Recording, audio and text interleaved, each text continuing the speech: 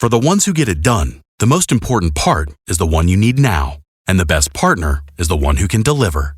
That's why millions of maintenance and repair pros trust Grainger, because we have professional-grade supplies for every industry, even hard-to-find products. And we have same-day pickup and next-day delivery on most orders. But most importantly, we have an unwavering commitment to help keep you up and running. Call, click Grainger.com, or just stop by. Grainger, for the ones who get it done. Breaking down every game, every day in Major League Baseball, this is the Baseball Betting Show. Here is your host, Greg Peterson. Hey, warmer from Evo! Welcome to lovely Las Vegas for the Baseball Betting Show with myself, Greg Peterson, now part of the Visa Family Podcast. We've got a great podcast for you. As joining me in segment number 2 is the one and only Rob Donaldson, who does great work over at the YouTube feed of youtube.com/Rob Donaldson, doing the Rob's Best Bet show, and he's going to be diving in with me on what he's made out of the first week of the baseball season thus far and why you don't want to be overreacting to what we've seen thus far this season of baseball. We'll dive into a few games for Saturday as well, and then in the final segment, going to get you guys picks and analysis on every game on the betting board for this baseball Saturday as we touch them all. If you do have a question, comment, segment idea, what have you for this podcast, you do have one of two ways to be able to throw those in. First one is my Twitter/X timeline at @GNet_D1. Keep in mind, letters M, the mean does not matter, so as per usual, please just send these into the timeline. Other ways, find an Apple Podcast review. If you rate this podcast 5 stars, it is very much appreciated. And then from there, you are able to fire in whatever you'd like to hear on this podcast via that 5-star review. And I did not get in any Twitter/X questions today, but we had a great day of baseball on Friday. Let's dive into it, try to find some trends, and try to get to know these teams a little bit better. Games from yesterday is Greg buzzing about. Here is the rowdy recap. The Cubs and Dodgers played themselves a high-scoring expose, and despite the fact that the Wrigley Field has been blowing in, we have been noticing quite a few overs in their games at home, and the Dodgers now 7-2-1 to the over thus far this season as the Cubs get the job done by a count of 9-7. Bobby Miller was not long for this game. He got 5 outs, and he gave up 5 runs, all of which were earned, including a home run to Mr. Dansby Swanson, his second home run season, and Matt Bush goes deep off of Dinelson Lamet, his first for Lamet, gives up that 1 run in 1 1/3 innings. Michael Grove needed to fill 3 innings, giving up 3 runs. At Alex Vesia, he had a pair of scoreless innings. And Shohei Ohtani, his first road home run with the Dodgers, second overall. That comes off of Mr. Kyle Hendricks, a professor. Well, he got schooled in this one, giving up 5 runs in 4 innings, but Drew Smyly comes in for 2 2/3 innings, allows 2 runs. Julian Merriweather 4 outs out of the bullpen, scoreless before Adbert Alzolay. He's able to end a scoreless inning. We saw craziness out in Colorado, and the Rockies got their second win of the season, 10-7 the final. Rockies enter into the 9th inning up by a count of 6-2, and then they blow the lead as they give up 5 runs in the 9th inning. The Rays go 5-14 with men in scoring position as Zach Little actually came up big for them. 1 run given up in 5 innings is a pretty solid start out there in Coors, but from there, Colin Boucher gives up 3 runs in an inning, including a home run. Jacob Waguespack gives up a home run, 2 runs in total for him as Chris Bryant took him deep for the first home run of the season from Ezekiel Tovar, went deep off of Boucher, and then it was Ryan McMahon with a walk-off grand slam off of Jason Adam, his first of the campaign that ended this game as Pete Fairbanks put 3 men on base via walks without getting it out before Jason Adam gives up that grand slam to end the game. As for Colorado, Austin Gomber was not gobbered up in this one. 2 runs surrendered in 4 innings. Peter Lambert, 2 scoreless innings. Jake Burr, Nick Mears, they both led to scoreless inning, but Justin Lawrence, 5 runs, 4 of which were earned, given up in a third of an inning before Jalen Meeks, a former Ray, had to get the final 2 outs, held down the fort, and the Rays now 5-3 to the over as well, and the Rockies, they get their second straight up win. It's been a good start for the Baltimore Orioles. They get the job done against the Pittsburgh Pirates by a count of 5-2, a Pirates team that is playing just their second under of the season, with Grayson Rodriguez dealing, giving up 2 runs over the course of 6 1/3 innings. Did allow a pair of solo home runs as it was home run number 2 of the campaign for Onion Cruz, and Jared Trujillo, hopefully I said that correctly, his first home run of the campaign. As for Mr. Jones, not a bad start here. Jared Jones, he gives up 2 runs in 6 innings. Now, he gave up a pair of solo shots himself as Ryan O'Hearn gets his first home run of the campaign, and Gunnar Henderson his second, but Cedric Mullins really put this game out of reach. He went deep off of Hunter Stratton, his second home run of the campaign. Stratton gives up that home run in 1 2/3 innings as Ryan Baruki also gave up 2 runs in a third of an inning before Alonso Contreras was able to come in for a scoreless inning. And for the Orioles, the bullpen held down the fort. Craig Kimbrell, always a roll of the dice with them. He's got a scoreless inning. Danny Colum, pair of outside the bullpen scoreless. And Yennier Cano, don't you know, he was able to give you a scoreless inning as well. For the Milwaukee Brewers, this bunch had themselves a wild ride on Friday as they get the job done against Seattle by a count of 6-5. They go into the ninth inning up by a run. They give up 2 runs, and then they walk it off in the ninth inning. Actually, they went up 2 runs, then the game was tied, and then they walked it off. So just to get that straight, as Logan Gilbert did not have himself a nice night out there in the great state of Wisconsin. 5 2/3 innings, allows 4 runs, but he allowed 3 home runs along the way. Christian Yelich started home run season. Then you had home runs number 1 for both Willie Adames and Oliver Dunn being able to get her done. As for Milwaukee, Freddie Peralta, not the world's greatest start either, giving up 3 runs in 5 2/3 innings. From there, you have Elvis Piguero give you a scoreless inning. Brian Hudson far outside the bullpen scoreless before Ebner Uribe blows a save, giving up 2 runs in an inning, but eventually gets a win as Ryan Stanek gave up a run in an inning. Cody Bolton, 1 1/3 inning scoreless, and Andres Munoz, 4 walks in a third of an inning. As for the Milwaukee Brewers, it was a walk-off walk by William Contreras that was able to get it done. How about the Oakland A's being able to cover 4 out of the last 5 run lines? They've only won one of those games straight up, but you know what? The Oakland A's, they lose once again by 1 run, 5-4 the final. As for Oakland, they were actually down 3-0 in this game going into the 6th inning, but they were able to work their way back into this one as they were helped out by home runs by Brent Rooker and Abraham Toro. Both get their first home run of the campaign. J.P. Sears did not help their cause. He gave up 4 runs in 5 2/3 innings, including a pair of bombs. Matt Vierling, first home run of the season. Mark Canha, yes, he can give you a second home run of the season. And for Oakland, 6 out of their first 8 games have gone over the total. But from there, Austin Adam, Danny Jimenez, both give you an out of the bullpen. TJ McFarland, 2 outside the bullpen before Lucas Ursage gives up a run in an inning that proved to be costly as Tariq Skubal, not what you were looking for out of him. He gives up those 2 home runs, 4 runs in total in 6 1/3 innings, but the bullpen had his back as Will Vest, Andrew Chafin, coupled with Alex Lang,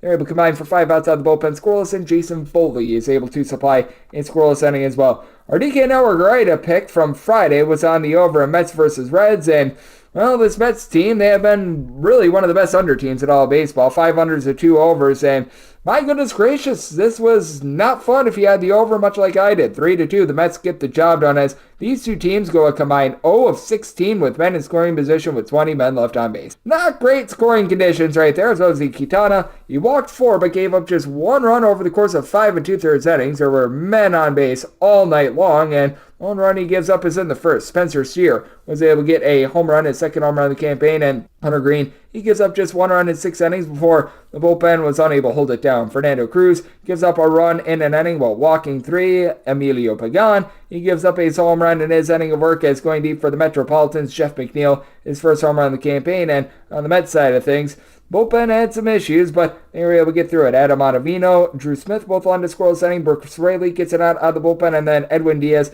he gives up an unearned run as he had a throwing error. I always feel like if someone creates a throwing error that is a pitcher, those runs should go to them, but that said, was able to get out of it. So the Mets, they are able to get it done. That drops our write-ups to 6-4 on the season, which not a bad start. If I can hit 60% for the season, I'll be quite happy with that. And the San Francisco Giants should be quite happy that they got the job done against the old Slam Diego Padres. 3-2 is the final in this one. As for San Diego, Dylan Cease did not give a bad start here. 2 runs surrendered over the course of 6 innings. From there, you had Wandy Peralta give 4 outside the bullpen scoreless. Yuki Matsui, a scoreless inning before Año de los Santos. He comes in, does not get a single out, allows a run, and that ended the game. As for the San Francisco Giants, it was a Etherio Estrada walk-off hit that was able to get the job done. Jordan Hicks, very good start and some surprising length considering he was in the bullpen last season. 2 runs, 1 of which was earned, give it up in 7 innings. From there, you had Camilo Duvall close it out to be able to get the win, and Taylor Rogers, they both supply a scoreless inning. You were also able to get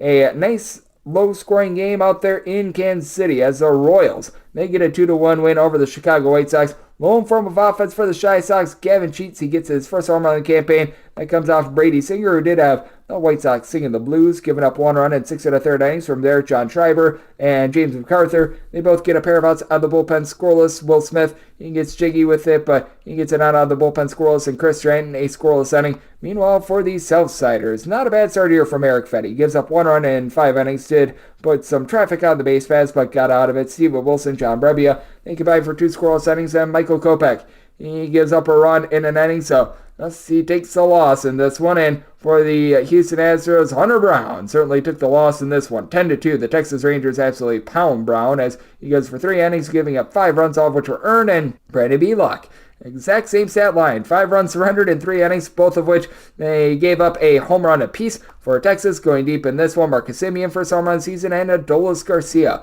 home run number 4 of the campaign. You did have Seth Martinez be able to supply a scoreless inning along with Miguel Diaz, and for Texas, very encouraging sign as what you got out of Cody Bradford. 1 run surrendered in 7 2/3 innings. Uriel Rodriguez gives up a solo home run. It is 1/3 of an inning. Going deep, Mr. Jake Myers, his second home run season. From there, you did have Jordan Latz come in, and he was able to close out the game. Had a high-scoring expose out there in Atlanta as the Braves get down 3-0 very early. They trail all game long until they rally 6-5. They're able to get it done against the Arizona Diamondbacks as for Atlanta, they were down 2 runs going into the 9th inning, 3 runs going into the 8th as you actually got a relatively solid start out of Tommy Henry for Arizona. It gives up 2 runs over the course of 5 innings, including a home run going deep for Atlanta. Matt Olson, second home run on the campaign, and then you had Ryan Thompson, Joe Mantiply combined for 2 1/3 innings scoreless, but then Miguel Castro gave up a run in 1/3 of an inning. Kevin Ginkel, 2 runs, 1 of which was earned, surrendered in 1 1/3 innings, and Scott Mago gives up an unearned run in the 10th inning as for Arizona they were able to jump on Spencer Strider right away. Ketel Marte of the Marte Parte, second home run on the campaign for Strider. He gives up all 5 runs in this game for Atlanta in 4 innings, including that home run, but the bullpen had his back. Aaron Bummer was not a bummer as he, Rocio Iglesias, Pierce Johnson, Joey Menes all supplied scoreless inning, and Jesse Chavez, he was able to come in for 2 scoreless innings. Atlanta already starting relatively solid to the over, and I do think that is very much going to be a sign of things to come for them as they are 4 overs, 1 under, and 1 push thus far this season. And for the Boston Red Sox, they take on a LA Angels team that has been very much overwhelming, and the Red Sox are able to get it done as well. 8-6 a final. Cutter Crawford not long for this game, but not bad. 1 run surrendered in 4 2/3 innings. It was the fielding errors. You had 3 in total, and Cedine, Rafaela, Emmanuel Valdez, Tristan Casas that were very costly to Josh Winkowski. 4 unearned runs given up in an inning. He did allow a home run along the way to Logan O'Hoppe, first home run of the season. You did have, from there, Chris Martin give up a run in an inning, but Isaiah Campbell, Kenley Jansen, they both supply a scoreless inning, and for the LA Angels, this is not what they were looking for out of Griffin Canning, as he gets canned for 3 home runs, 4 runs in total over the course of 4 2/3 innings, as going deep, you had Reese McGuire get a second home run season. Tyler O'Neill gets home runs number 3 and 4 of the season, with one of those coming off of Jose Soriano. Griffin Canning gives one up to Tristan Casas, first home run season, and Soriano also allowed Jaron Duran to go deep for his first home run season. For Soriano, 3 innings of long relief, giving up those 2 home runs, 3 runs in total. Jose Suarez, he gives up a run in an inning, and Luis Garcia not out of the bullpen. So the Red Sox are now 6-2, though.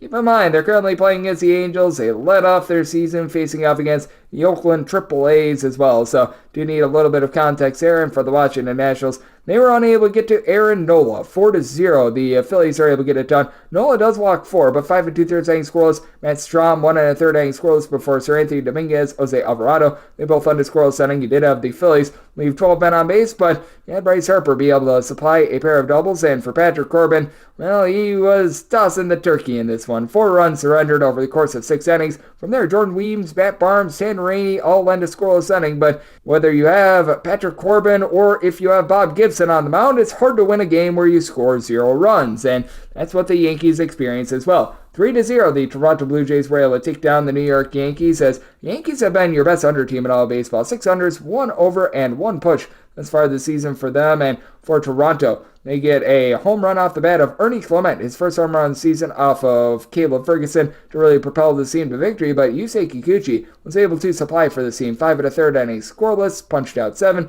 From there, Yumi Garcia, Genesis Cabrera, they both get a pair of outs out the bullpen scoreless. Trevor Rogers, 1 1/3 innings scoreless, and Chad Green comes in for a scoreless inning of his own. And if you're looking at what we're getting trend-wise in Major League Baseball, well, been a whole bunch of overs. 64 overs, 43 unders along the way. I believe we're up to 7 pushes right now. Might actually be 8, but I think it's 7. And it has been a not-so-great season for favorites straight up on the money line, going just 65 and 47 for a 58% clip. Meanwhile, if you're taking a look at the road teams, they have been slaying 63 and 50. So road teams right now winning 55.8% of games straight up. So that's what we saw in Major League Baseball on Friday, and that's what we're getting trend-wise. Coming up next, Let's dive in a little bit more on the Saturday slate and just what we've noticed this season with our good friend Rob Donaldson. He does great work with the show/podcast Rob's Best Bets, and he joins me next right here on the Baseball Betting Show with myself, Greg Peterson, now a part of the VSiN Family Podcast.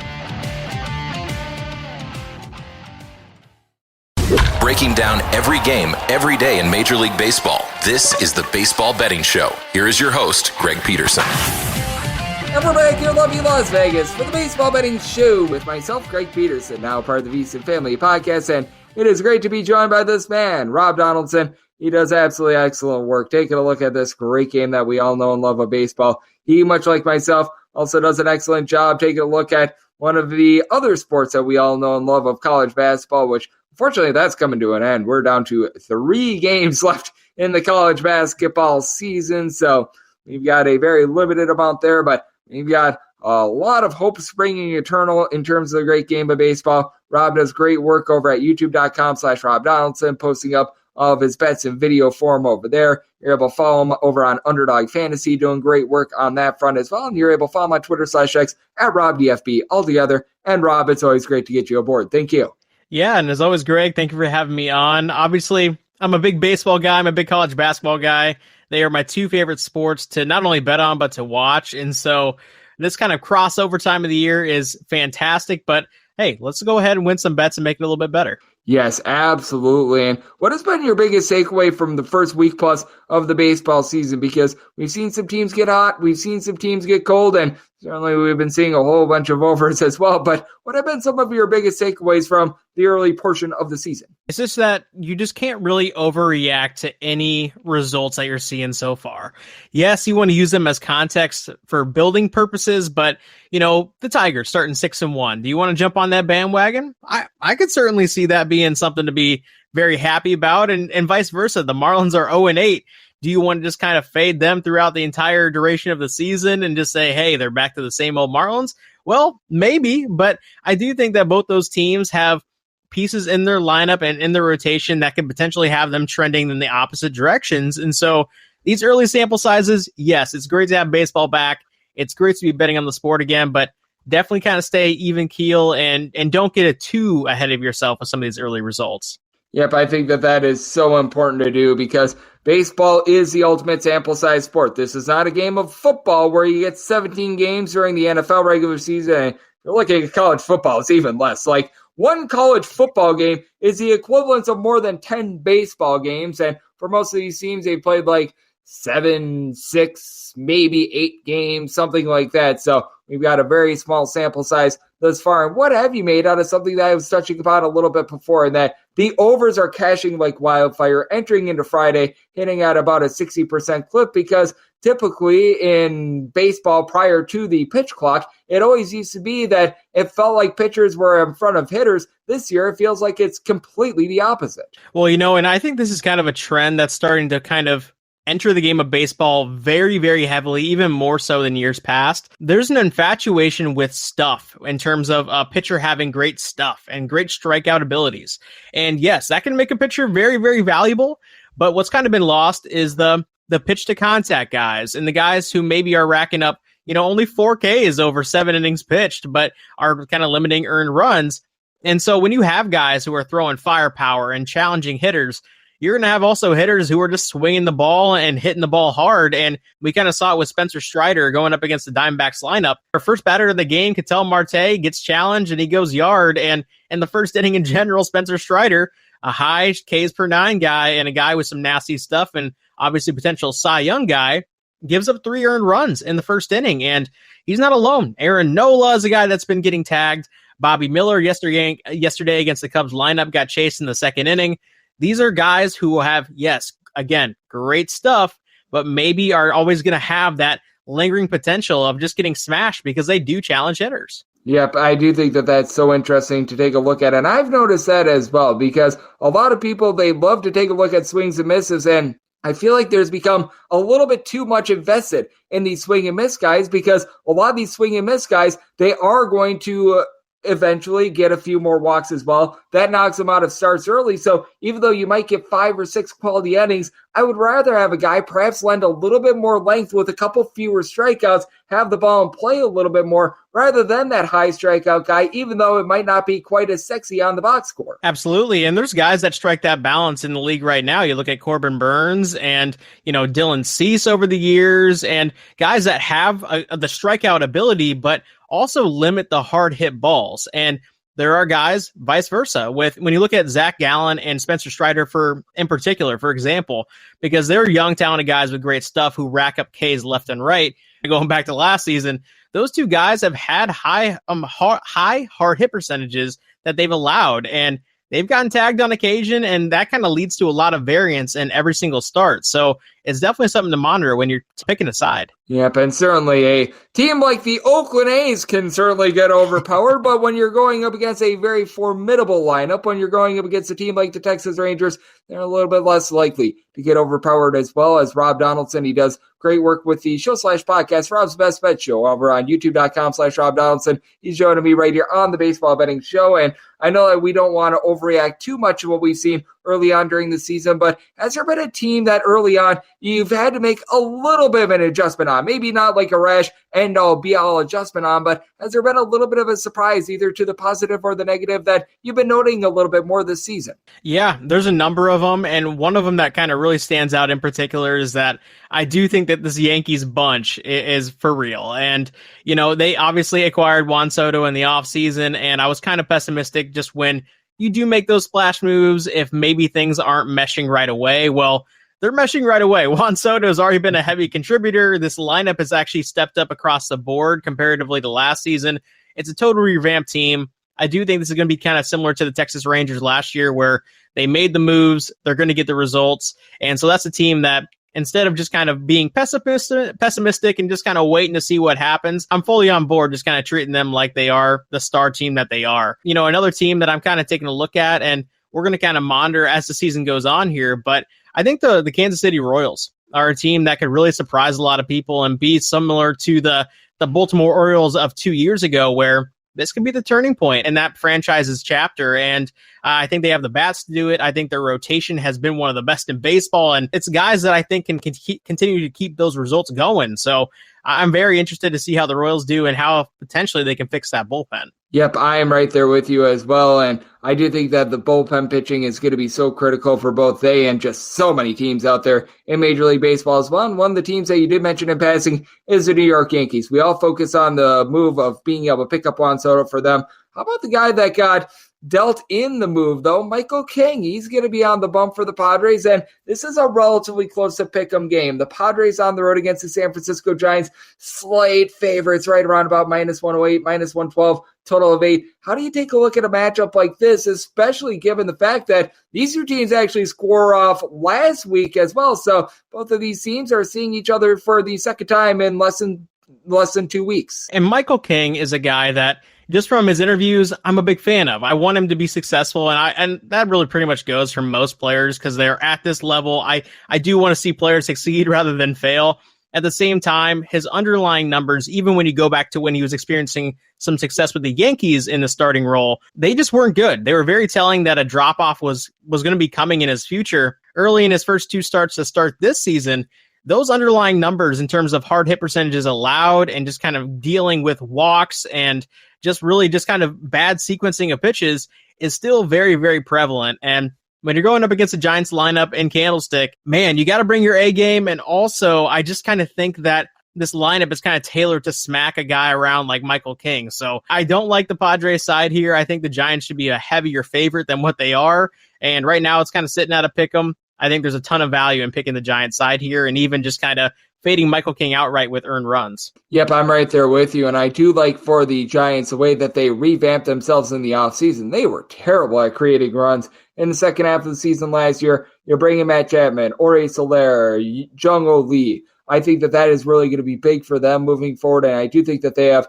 quite a bit of upside there as well. So I do like that look, and I think that this is going to be an interesting look as well. You were mentioning that you think that the Yankees are quite for real. This is tough no matter if you're for real or not. Having to go up against Kevin Gausman of the Toronto Blue Jays, as this is another game that's close to a pick 'em. The Yankees right around about -108, -112, total is 8.5. what do you make of this Yankees versus Blue Jays game with a guy that I think has some upside in Clark Schmidt going for the Yankees? Yeah, and Clark Schmidt's definitely been a guy that's had an interesting trajectory to his career so far, where it kind of looked like, the hype coming in as a build prospect was really massive. And then he kind of struggled out the gate. And then he kind of turned the corner of, hey, I can steady the ship. I have a lot of upside. I'm still young. And that's kind of what he's produced like. And Kevin Gausman on the other side is a dude who is kind of going back to what we talked about with guys who have found that or struck that balance in terms of high strikeout numbers, but also kind of limiting the hard contact. He's a guy that kind of fits that bill as well. And so when you are looking at this game in particular, and you're looking at two offenses that a lot of people like to bet on, I kind of like that we're getting a little bit of an inflated total here. And I think the under of 8.5 and even the first 5 under are definitely strong plays here. Yeah, getting an 8.5 total with Kevin Gausman on the mound, and I fully recognize that so many people criticize the short porch of Yankee Stadium, in which you get some home runs that you typically wouldn't get in other ballparks, but other than the short porch, it actually isn't too bad of a pitcher's ballpark. I'm right there with you. I do think that the 8.5 a little bit too low in this ordeal. As joining me on the show, we do have our good friend Rob Donaldson right here on the Baseball Betting Show, and I do need to get your take here because we don't have any total that is posted up in this Cubs versus Dodgers game, but we've been noticing a lot of low totals in these games, and it looks like the wind is going to be blowing in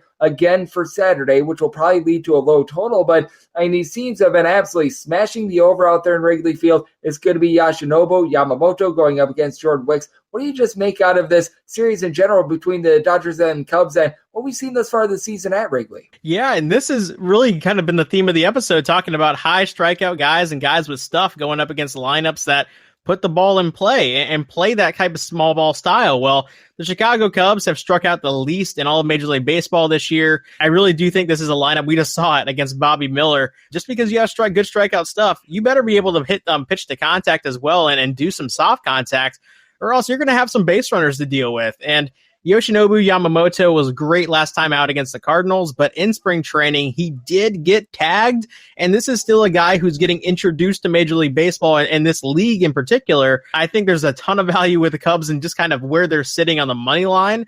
But even on a team total perspective, I think there's going to be a lot of value there. And even just them getting on the run line at +1.5 or +1 is a good spot here too. Yep, and hard to give out any prices because the totals for Wrigley Field, they don't go up in the AM, and when you don't have a total, you don't have a run line, but certainly that is going to be an interesting look as well. And with the Dodgers, I've always played it to where I either take them laying a run and a half, or I take the other side on the money line, as they have not played a lot of one-run games throughout the last few seasons, so they played 3 in a 5-game span earlier in the week. So always interesting to be able to take a look there. And Rob, we do have ourselves a relatively nice slate that we've got for this Saturday. Anything else that's really catching your eye in terms of maybe a bet or two that you're going to be placing, or maybe you don't want to bet on the game, but you just want to see a little bit more out of a team or pitcher? Yeah, there's definitely a game that I want to be taking part in, and that is the Baltimore Orioles and Pittsburgh Pirates. And I do think that there's a little bit of bullishness with the Pittsburgh Pirates that I think is going a little bit overboard. We've talked about in past episodes where I was actually pretty bullish on the Pirates. I think this is a great lineup, and I think it's a lineup with a ton of upside as the season goes on here. But now they've almost started too hot, where they're winning games, they're winning them convincingly, they're producing runs. The Baltimore Orioles are a team that can hang with that run production, and Bailey Falter, a lefty, going up against this lineup in the Baltimore Orioles that has a lot of righties who are tagging the baseball well, just scares me, especially when you're kind of almost borderline looking at a pick'em here. So I like the Orioles on the run line. I like the Orioles team total to go over, and those are just kind of some angles that I really love in that game. Yep, and just what is your overall thoughts on the Baltimore Orioles for the season? Because I know that you were alluding to the bullpen a little bit with them, and man, when Craig Kimbrell's out there, I don't do a lot of live betting at all myself, but betting against Craig Kimbrell, I have to think if you've done that the last few years, whether it be when he was on the Cubs, whether that be when he was on the Phillies, now he's with the Orioles, I have to think that is quite lucrative and just fading that guy. I mean, it's been horrible to say the least, but I really do like the Orioles because they don't necessarily have that one super duper powerful guy in the lineup, but it's a whole is greater than the sum of its parts team. And I like a team like that. And it is also a reason why I'm bullish on that Tigers bullpen, because that's another one of those bullpens where they don't necessarily have that one superstar guy, but they just have a bunch of solid arms in general. Yeah, absolutely. And those are the kind of teams that I fall in love with. They don't necessarily always make it the furthest when you're talking about the playoffs and winning these 5 or 7 game series. Well, I mean, the Diamondbacks did kind of do it last year, to be fair, but at the same time, those teams do putter out at certain points throughout the season. But in regards to the Orioles, I think their bullpen is decent enough. We got Danny Columbe back there. You got Yer Cano, and obviously, some injuries have kind of derailed. Date is back. Yep, exactly right. And Craig Kimbrell, yes, definitely a roller coaster when he steps on the bump. And they're still trotting him out there, trying to maintain his ego. I don't know if he's going to make it through the season in this bullpen here. And when you're also looking at the lineup there, you kind of nailed it, where I don't think that they have a true it guy, but I think they have a lot of guys who could become that it guy when you're looking at Gunnar Henderson or Adley Rutschman, and Anthony Santander is always going to be a guy who produces. So when you're looking at that lineup as a whole, there's a lot of upside, and I think there's a lot of guarantees, and that's a great spot to be in if you're the Baltimore Orioles. Yep, I do think that there is quite a bit of upside, and there's always a lot of upside when we get you aboard, Rob. You do an amazing job taking a look at this great game that we all know and love of baseball, and you also do a tremendous job on the college basketball front as well. So let the good people at home know it's all on tap for you and how people are able to follow along on social media and other platforms. Yeah, as always, Greg, thank you for having me on. And for those who are wanting to follow me on my picks, you can do so on YouTube at my name, Rob Donaldson, and also just on Twitter or X at RobDFB. And let's go ahead and win some bets and have a great baseball season, Greg. Absolutely. Let's have ourselves a great season. And it's made all the better by being joined by Rob, who does an incredible job taking a look on so many different fronts. And every single time he joins the show, I feel like we get a little bit smarter. So big thanks to Rob Donaldson for joining me on the Baseball Betting Show, now part of the VSiN Family Podcast. And coming up next, it is that time of the podcast. I give you picks and analysis on every game on the betting board for this Baseball Saturday as we touch them all. Breaking down every game, every day in Major League Baseball. This is the Baseball Betting Show. Here is your host, Greg Peterson. And we're back here in lovely Las Vegas for the Baseball Betting Show with myself, Greg Peterson, now part of the VSiN Family Podcast. It is always a pleasure to be joined by Rob Donaldson. He does great work with the show, the Rob's Best Bet Show, over on youtube.com/Rob Donaldson. Every single time he joins me, I feel like we get a little bit smarter, and he does a tremendous job on the baseball front. So it was great to be able to get him aboard. Big thanks to Rob for joining me in the last segment. Now it is that time of the podcast to give you picks and analysis on every game on the betting board for this Baseball Saturday as we touch them all. If a game is listed on the betting board, Greg has a side and a total on it, so it is time to touch them all. Do note that as per usual, any changes that are made to these plays will be listed up on my Twitter/X feed at unit_81. Rotation order in terms of baseball is actually quite easy. It goes with the National League games in time order, then the American League games in time order, then the Interleague games. Those are all at the bottom. That keeps things very nice, neat, clean, and easy. So, without further ado, let's dive in. 9:51, 9:52 on the card. It is the Miami Marlins on the road facing off against the St. Louis Cardinals. Steven Matz goes for the Cards.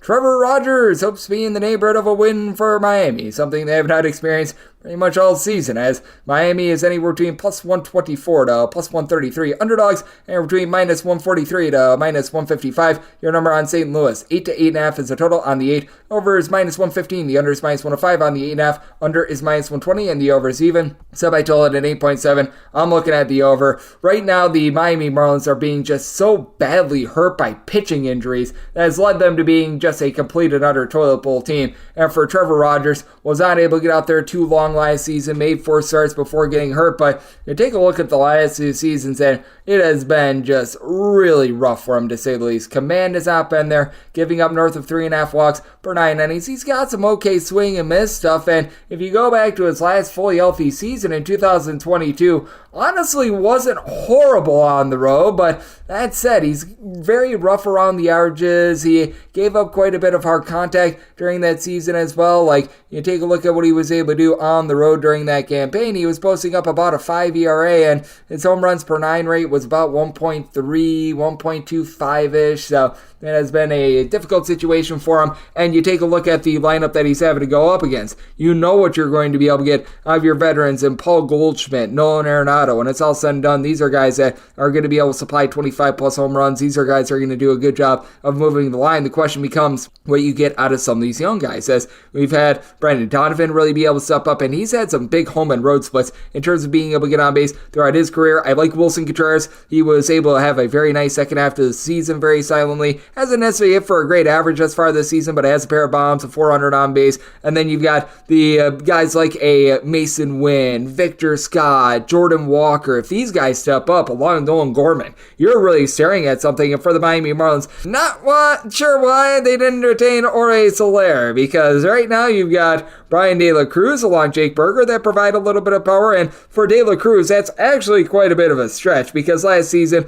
he in about 152 games, he supplied 19 home runs. For their standards, that's relatively solid along Jazz Chisholm, who just can't stay healthy to save his life. But Tim Anderson has been off to a little bit of a rough start to the season. He's not the guy that he once was. You've got Luis Ariz, who's hitting below the Mendoza line of 200. That's not what you want to see. And then AC Sanchez, Avicio Garcia, Nick Flash Gordon. Are these guys going to be able to give you anything in the outfield? Because you need runs if you're the Miami Marlins at this point, because they are dealing with darn near their entire staff being injured. Erie Perez, I know that they're dealing with an injury as well to Edward Cabrera. Guys like this, they've got at least 3 starters injured right now. That leaves them very much bereft of starting pitching. So Oscar Brazobin is getting very heavily used. Tanner Scott is as well. And then you have to go to guys like a Sixto Sanchez, who just does not look like himself. They pick up Matt Andres off the scrap heap. George Soriano is able to give you multiple innings. You need every single inning humanly possible out of Trevor Rogers, and I don't know if he's going to be able to bring it.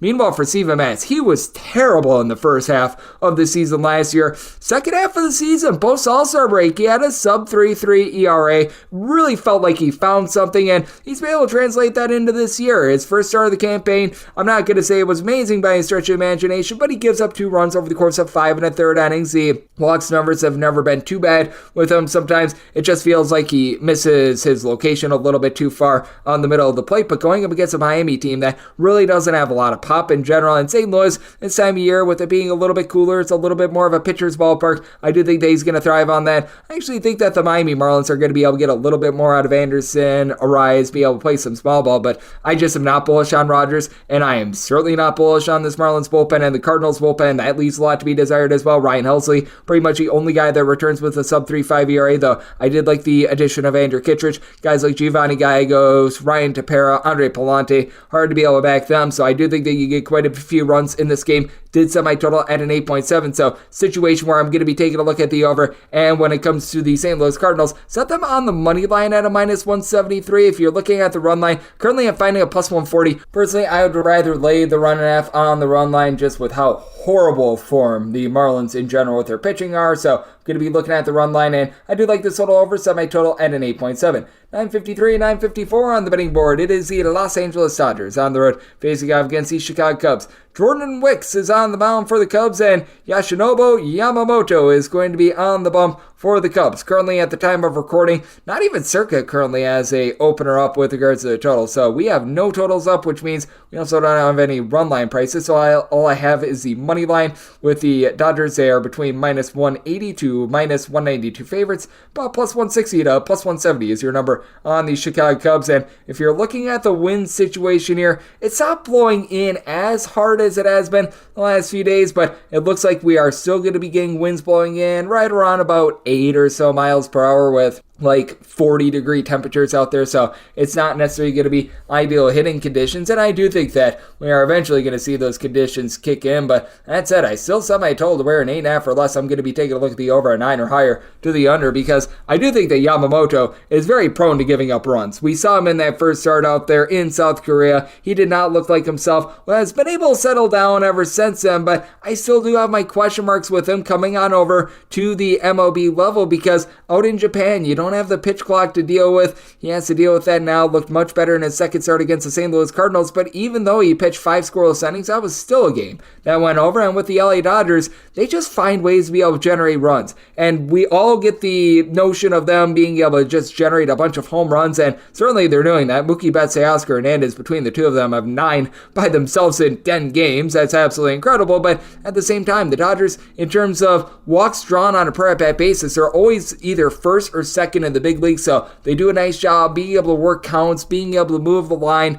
Couple that with the fact that now you've got Shohei Ohtani in the fold. He's been able to round into form. He's gotten a pair of home runs recently too, so that helps out this team. Will Smith has done a really good job of getting on base. He and Freddie Freeman both hitting north of a 370 right now. Need the bottom of the fold with guys like James Outman, Gavin Lux to pick it up just a touch, but all in all, it has been very good what we've seen out of this LA Dodgers lineup to start out with. And then for the Chicago Cubs, you've got just a lot of balance in general with this team. Now, if you can get them in peak form, Cody Bellinger can be that guy that's able to carry you, but it's a lot of guys that are going to end the season with right around about 20 or so home runs and just find a way to get on base. Christopher Morel, C.A. Suzuki, Dansby Swanson, Ian Happ, all these guys. Like, Happ doesn't have any home runs, but he's hitting like a 370 right now. I believe everyone that I mentioned, sans Cody Bellinger, is right now hitting above a 300 overall for the season. So these guys do a really nice job of being able to provide functional power, finding a way to be able to get on base. Now for the Cubs, you have a little bit of concern with regards to the bullpen. Jose Cuas had a relatively solid year last year, but you do have quite a few guys towards back half of that bullpen that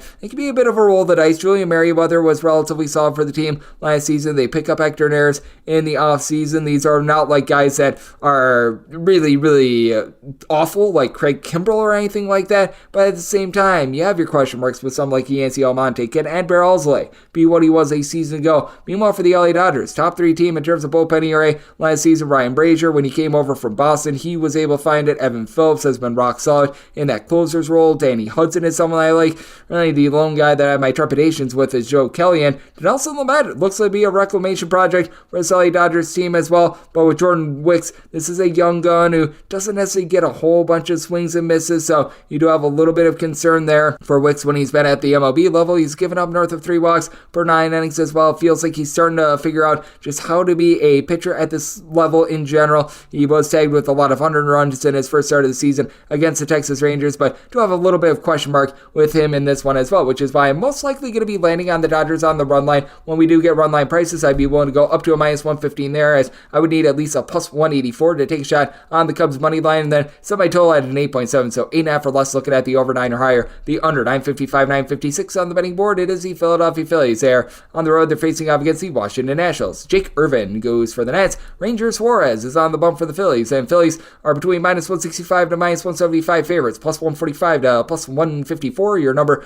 on Washington. 9 is the total. Under is minus 115. The over is minus 105. Need at least plus 147 to be able to take a shot on the Washington Nationals, and we have gone there. Jake Irvin is not someone that necessarily has underlying numbers that make you say, wow, this guy is just absolutely amazing or anything like that, but he's just sort of a steady Eddie, hold down the fort pitcher that I do think has a little bit of upside. Like last season, he did have a fielding independent of a 530. That's a little bit concerning. 4 walks per 9 innings, but it just felt like he got better and better with every single start. First start of the season this year, he goes 5 innings, gives up 3 runs. That's a lot of what you could expect out of him, whereas with Ranger Suarez, I do feel like sometimes it could be a little bit of all or nothing. With Ranger Suarez, he does a nice job of being able to hold the ball in the yard, but not a tremendous swing and miss guy. Last year, he was able to get more around about 8.5 strikeouts per 9 innings, so he's able to do a solid job there, but he's going to give up his fair share of walks as well. With Suarez, he was actually significantly better on the road than he was at home a season ago, by the way.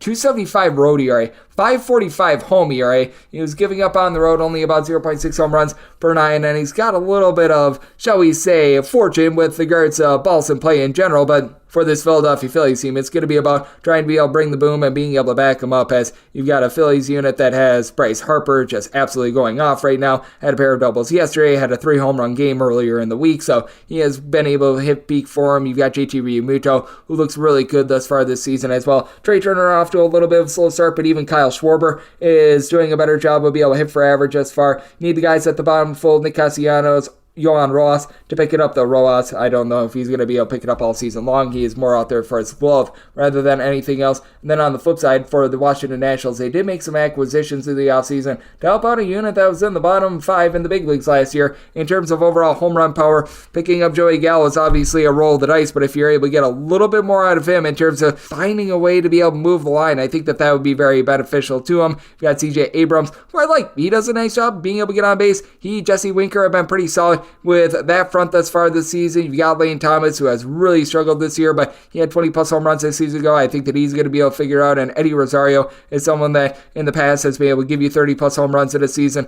for the Nationals. The bullpen has a lot of untrustworthiness, but you do have a few featured arms as well. Hunter Harvey, along with Jordan Weems, these are guys that had a sub-3.5 ERA last season. Kyle Finnegan, I just have a tough time in trusting, but even someone like Matt Barnes, I do think is going to be able to be relatively solid moving forward as well, after he had a little bit of a rough go of it last season, and he's had a little bit of a rough go of it to begin this season as well, but we have seen him be relatively solid in this league, so I do think that it's a very interesting circumstance with the Phillies bullpen, that they too are one that I think is going to round into form, but at the same time with the Phillies, they just always seem to get off to a bad start with their bullpen. Right now, Jose Alvarado, Sir Anthony Dominguez, they have really struggled coming out of the gates. Connor Brogdon has had some issues as well. I do think that you're going to be able to have Junior Marte continue the success that he had towards the back half of last season as well, but I do have some question marks with regards to this Philadelphia Phillies bullpen, and I do think that the Washington Nationals are going to be able to get to it, and I do think that certainly the Philadelphia Phillies are going to be able to tag Mr. Irvin for some runs, so did set my total at a 9.6, so here at the 9, I'm going to be looking at the over. Both the Nationals plus 148 or higher, going to be looking at that money line, 957, 958 on the betting board. The New York Mets are on the road facing off against the Cincinnati Reds. Yes, we are on to Cincinnati, and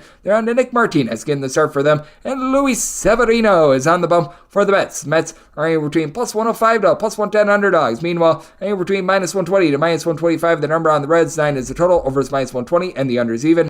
I am all aboard fading Luis Severino until otherwise noted. I said the Mets at a plus 163 in this spot. Not sure why this is a minus 125, but I'm certainly going to be willing to lay it. With Luis Severino, he was one of the most objectively terrible pitchers in the league last season, and against the Milwaukee Brewers, he's lucky he only gave up 3 earned runs, because he gave up 6 runs in total because the schlubs behind him committed a few errors. He only got charged with 3 of them, gave up 11 hits. He does have some swing and miss stuff in the arsenal, but good grief, he is putting everything out there just over the plate in general. He's had so much bad command in general, and he is going to get lit up by a Cincinnati Reds team that just frankly were unable to hit with men in scoring position yesterday. It was rather incredible what we saw out of both teams. I do think that we're going to be seeing quite a few more runs after in the first 7 innings in the game yesterday, 19 men were stranded on base. So did set my total at 9.7. I think that we should be able to get some positivity there, and do have to feel like the Mets are going to be able to get a little bit more offense moving forward. Jeff McNeil got a home run yesterday. Maybe that'll help him out, as he, Francisco Lindor, DJ Stewart entered in the game yesterday, all hitting well below the Mendoza line of 200. You've had Francisco Alvarez along with Pete Alonso be able to provide a little bit of boom in the middle of the lineup, and Starling Marte, he's capable of moving the line as well, but even he's struggling a little bit. And then for the Cincinnati Reds, Spencer Steer has been hot to begin the season. He's hitting above a 400 right now with a pair of home runs, but Christian Encarnacion Strand, Jameer Candelario, Tyler Stevenson, these are guys that need to be a little bit more consistent. I love Ellie De La Cruz, not just at the plate, but also had a bad fielding error yesterday as well. And for both of these bullpens, neither of them are terrible, neither of them are great. With the Mets, they were outside the top 20 with regards to bullpen ERA last season, but they pick up Jorge Lopez, and more importantly, they get Edwin Diaz back. That is absolutely tremendous. Got guys like Brooks Raley, Drew Smith that aren't too bad, but both of those guys got used up yesterday. Meanwhile, for the Cincinnati Reds, you've got a closer in Alexis Diaz I really do like. Brent Suter was very good with the Rockies last year, but has not been so great this season. Justin Wilson is a guy that's a little bit of a roll of the dice, but Buck Farmer has honestly been relatively solid along with a guy like a TJ Antone, so it does make it interesting to gauge them, especially with Nick Martinez now being back in the starter's role, which I'm not sure why the Padres were throwing him out of the bullpen so much last season. I've always thought that he's a solid pitch-to-contact guy, not someone that's going to be lighting up the radar gun or anything like that. When he was getting consistent starts last 2 seasons, was posting up right around about 8 to 8.5 strikeouts per 9 innings. He would give up about 3 walks per 9 innings, gave up about a league average amount of hard contact. He's nothing great. He's nothing terrible, but certainly I'm willing to trust in him a whole heck of a lot more than Luis Severino. I do think that the Mets going to bust out a little bit more with the bats, and I do think that for Cincinnati, they are going to be able to hit Severino relatively hard. I was willing to take a plus 113 or higher on this run line. Personally, I'm going to keep it a little bit safer going with the money line, because I do think that the Mets are going to be able to bust out a little bit more with the bats. They've just had some negative variance on balls in play in general, so circumstance where I'm going to be looking at the Reds on the money money line. Did set my total at 9.6/9.7. So here at the 9, looking at the over and willing to lay it with the Reds. 959, 960 on the betting board. The Atlanta Braves play OC, Arizona Diamondbacks. Brandon Pfaadt goes for Arizona. Max Fried is on the bump for Atlanta, and Atlanta is a favorite of anywhere between -210 to -220. Meanwhile, you're getting anywhere between +180 and +190 on the Snakes total on this game. It is 9.5. The under is -120, and the over is even. I did set the Diamondbacks at a +228. If you're looking at that Atlanta Braves run line, laying a run F, you're going to be getting it right around about -115, and I was willing to go up to a -115 here. I wouldn't want to lay anything more on this run line, but I'm going to be willing to trust the run line. Brandon Pfaadt had a really nice second half to the season last year. After first time he was called up to the big league level, it was just an abject failure. He had north of a 7 ERA. He clearly was not ready for prime time, and then goes back down to the minors, tweaks a few things, and I do like his overall upside. I do think that he's going to be able to land more swings and misses this year than he did a season ago.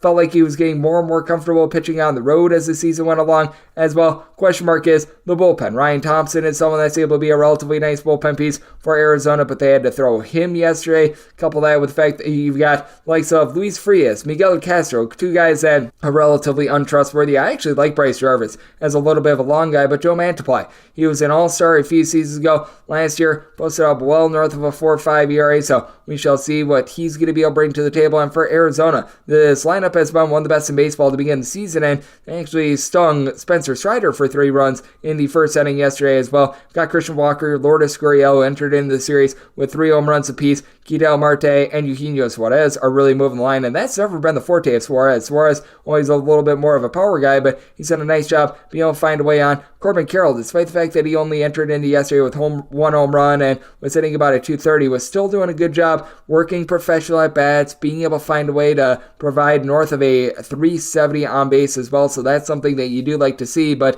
you have to go up against an Atlanta Braves team that 1 through 9 on this team, pretty much with any of their lineups, is just absolutely beastly. They get Adam Duvall back at the fold. He, Marcell Ozuna, Austin Riley, Michael Harris II, all these guys, they're going to give you 20-plus home runs. They're all going to be able to give you relatively nice averages. We've seen Riley struggle a little bit here out the gate, but we've seen that in the past. He's going to be able to pick it up. Orlando Arcia, he's in the 8-0 right now, hitting for about a 500 on base. Ronald Acuna Jr., reigning MVP, he's had a little bit of a slow start to the season. You know that he's going to be able to pick it up, and the Atlanta Braves have the big advantage in the bullpen. Pierce Johnson, ever since coming over to Atlanta, has been able to supply a sub-225 ERA. I even like someone like a Joe Jimenez in the bullpen as well. He's relatively solid. You got Tyler Matzek, AJ Minter firing all cylinders as well. Jesse Chavez is able to be a relatively solid long guy as well. So lots of upside here with this Atlanta Braves bullpen, and I do think that the lineup itself is certainly going to be a big giant issue for Brandon Pfaadt to be able to match up with. And for Max Fried, he does a really nice job of just being able to keep things under control, doesn't give a lot of walks. He was banged up towards the back half of the season last year, but him being able to return to form and him being able to just have a clean bill of health in general, I think is absolutely massive. So this is a circumstance where I am going to be willing to lay the Braves on the run line, willing to go up to a -115, and with regards to this total, I did set it at an 8.9. Got a Diamondbacks team that's firing all cylinders with regards to their offense, but at the same time, you've got a guy, Max Fried, that I do think he's going to be able to return the form, and I do think that the Diamondbacks cool down after a hot start that I feel like was a little bit inflated by the fact that they played the Rockies to begin the season. So looking at the under and the Atlanta Braves on the run line, 961, 962 is going to be the DK Network Rider pick. Got the San Diego Padres on the road facing off against the San Francisco Giants. Keaton Winn goes for the Giants, and Michael King hopes to be the king for San Diego. San Diego is between a -108 to a -112 favorite. Meanwhile, with the Giants, are between even money and -108. 8 is the total. The over is -115, and the under is -105. And right pick is going to be on the Giants money line. I set them more around a -122. Keaton Winn has been quite unlucky throughout his MLB career. If you take a look at his first start this season, coupled with what he was able to provide at the big league level last year, he was able to provide, I believe, 6 total starts. He's made 10 total appearances throughout his career. He's got a 4.75 ERA, but the fielding independent, that's more around a 4.06. He's done a nice job being able to mitigate hard contact, giving up just over a home run per 9 innings, 1.7 walks per 9 innings, and was very concerned by Michael King in his first start of the season. Looked really good in that small sample size we saw him with the New York Yankees in the starting rotation last year. Those final 8 starts of the season, buck 80 ERA, 11.3 strikeouts per 9 innings, so that was good to see. But at the same time, first start of the season against this very team in the San Diego Padres. Goes 4 innings. The 2 runs, not too bad, but he walked 7 along the way as well. And now he has to face off against a Giants lineup that last year they were terrible in the back half of the season. They were, as a matter of fact, dead last in the big leagues in terms of runs per game in the second half of the season. But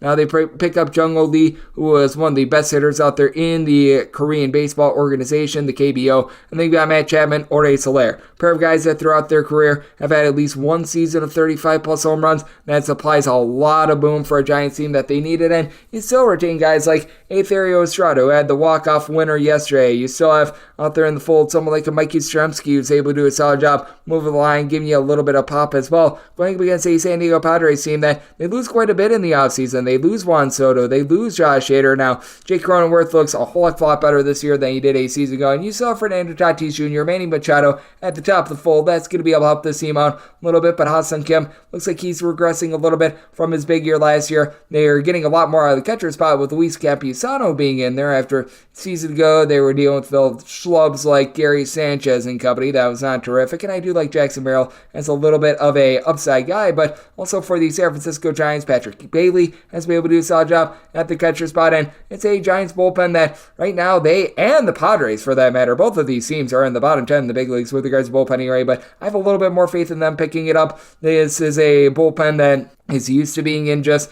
strange situations. They've got a lot of guys who are able to give you multiple innings. You've got Rogers Squared and Taylor and Tyler Rogers, Ryan Walker, someone like Camilo Doval. It's going to be the best closer in this game with the Padres no longer having Josh Hader. And then when it comes to the Padres side of things, I do think that Wandy Peralta and Yel De Los Santos, they were very good additions, but Johnny Brito is probably one of the biggest fades in a bullpen that I have seen. Tom Cosgrove was very good last year, but it looks like regression is coming for him as well. Robert Suarez, he's neither here nor there, and I do think that Keaton Wynn is going to be able to continue the great command, and I do think that with Michael King, he's starting to lose it a little bit, and I feel like his numbers just got very warped by that nice back half of the season with the New York Yankees, and I do think that this revamped Giants lineup going to be able to get to him. I did set my total at 8.3 as a result, so here at the 8, fully recognize that this ballpark is very, very pitcher-friendly when it comes to San Francisco, but that said, still going to be willing to ride with the over in my write-up. That's going to be on the Giants on the money line, 1 to lay up to a -121 with them. 963, 964 on the betting board. The Oakland A's hit the road face-off against the Detroit Tigers. Kenta Maeda goes for the Tigres, and Paul Blackburn walks the plank for Oakland. And Oakland is a underdog of anywhere between +142 to a +153. Anywhere between -163 to a -170. Your number on Detroit. 7.5 to 8 is the total on the 8. Under is -120. The over is even on the 7.5. Over is -115. And the under is -105. Now, take this one at your peril, as the Oakland A's are 4-1 on the run line of a +1.5 the last 5 days. Only one of those games were a straight-up winner. 3 of those games, they lost by 1 run, but I take a look at laying a run and a half with the Tigers. You're getting that right around about a +115 to a +125, and if you were to take a run and a half right now with the Oakland A's, you'd have to lay north of -130, and that to me is just a little bit too much juice to squeeze. I do think that for Kenta Maeda, he's going to have his ups and downs throughout the season, but I do think that he's going to handle an Oakland A's lineup that they have not been the reason why they've been able to cover these run lines. For the Oakland A's, right now they are averaging fewer than 2 runs per game. They literally have 15 runs thus far this season, and I believe that they've got more errors than runs. That's absolutely remarkable. You do have a pitcher, though, in Paul Blackburn that was really able to shove towards back half of the season last year. Came out in his first start of the season this year. He was able to supply 7 scoreless innings, and last season for Blackburn had a 4.43 ERA, but a fielding independent that was far better than that. He was getting 9 punch-outs per 9 innings. Did see an increase in walks. He was giving up about 3.5 walks per 9 innings, but also did a good job of mitigating the deep ball as well. Going up against a Detroit Tigers lineup that has seen Spencer Torkelson all of a sudden be able to pick it up just a little bit more, has yet to be able to go deep, but looks like things are starting to come around for him. Riley Green, Mark Hanna, they both have been able to give you a pair of home runs. It's a Tigers lineup that I think is still quite a bit of a work in progress, so I do like Gio Urshela and what he's able to provide for this team. Meanwhile, for the Oakland A's, just a matter of where is the offense going to be coming from. J.D. Davis, he's got a pair of home runs. He's able to hit about a 3.08, and J.J. Blade is a young guy that it looks like he's got quite a bit of upside, but he's just look at some of these guys like Brent Rooker, Zach Galoff, Seth Brown. These were some of the guys that were able to emerge towards the back half of last season, and none of these guys are really providing you with much of anything. Ryan Noda does an okay job of being able to move the line, but you don't have a lot in that aspect. Meanwhile, for the Oakland A's, this is one of the worst bullpens out there in the big leagues as well. Why they've got Mason Miller out there in the bullpen and not starting, the world may never know, but Lucas Ursadge, Austin Adams, TJ McFarland, not great to say the least. Danny Jimenez, the closer, is actually not too bad, but for the Detroit Tigers, I do think that they're going to do a nice job of being able to uphold the lead, as you've got a lot of just really good pieces in general. Guys like a Will Vest, you're able to throw in there Andrew Chafin, Tyler Holton, Jason Foley. These are all guys that they're not going to have like sub-2 amazing ERAs, but they're all guys that they post up like a 3 ERA. You need them to not light the game on fire. They're going to do a nice job holding down the fort, be able to keep things sustainable, and I do think that that's going to be the big thing for the Tigers in this one. I do think that that leads them to victory. I think that Blackburn gives you a relatively good start, but I think that this Oakland A's bullpen gets lit ablaze. That is a big reason why I did set my total at 8.3, and I do think that Kenta Maeda going to have a few struggles as well, so I do like the over. And with the Tigers, I know that it's a little bit dicey, but I'm going to be willing to lay the run line. I was willing to go up to a -105 on that run line. 965, 966 on the betting board. The Minnesota Twins versus the Cleveland Guardians. Carlos Cookie Carrasco is on the bump for the Guardians, and Joe Ryan is on the bump for Minnesota. Minnesota